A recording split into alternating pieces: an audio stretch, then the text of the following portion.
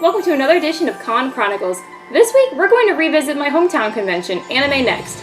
Kinda fitting because the first review I did of this con was the very first video I uploaded to the channel a year ago. This con was different for a lot of reasons. It was my first time at this con since moving away from my job, and with that, it was also my first time flying to a convention. I also did a lot of new things at this con. I ran my own panel for the first time, I recorded dialogue for a masquerade skit, I actually went to badge pickup Thursday night, which was really convenient. And this may have been before the con, but I even experienced Con Crunch for the first time. Remind me to never do that again. But part of why this con was so awesome this year was that I approached it a lot differently. I did more than just run off to one panel after another. I think having several commitments, like 2 photo shoots and my own panel, plus having to catch a flight home, helped because it made me keep parts of my schedule more flexible, so I could go with the flow. The other special thing about this con for me was having memorable experiences from each day. Friday.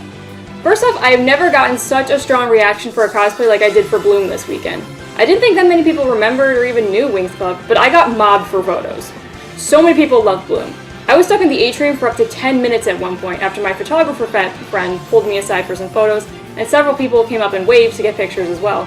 I'm so glad everyone loved Bloom as much as I do, because I worked really hard on that cosplay and it's easily my favorite one, even with the problems I have with my wings.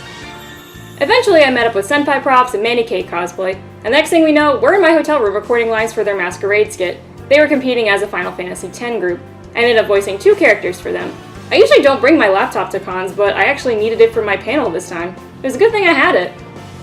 Saturday. I was Kim Possible, and within 5 minutes of walking into the convention center, I see a Shigo. We took some photos together, and then everyone wanted photos of us.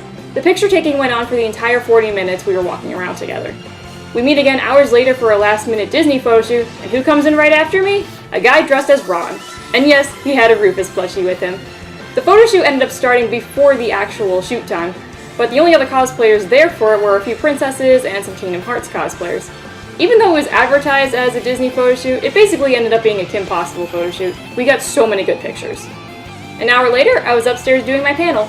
Thank you so much to everyone who went to my panel on Saturday. It was great speaking to you all, and I hope you guys got something out of it.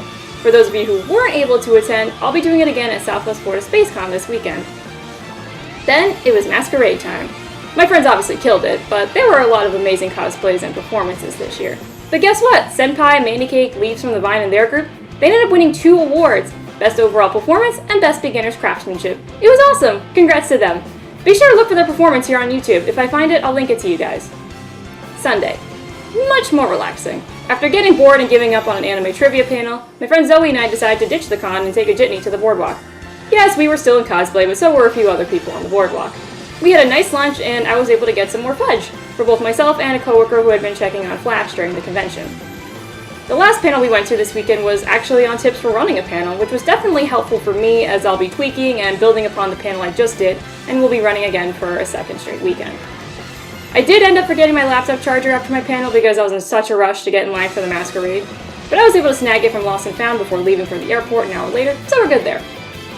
So that's what I've been up to this weekend at AnimeNEXT. I know this wasn't as much of a review as the first one, but there's just so much stuff that happened this weekend, and aside from the game room moving downstairs to the same hall as registration, which was a little weird, and some other minor changes, the con itself was pretty much the same as last year.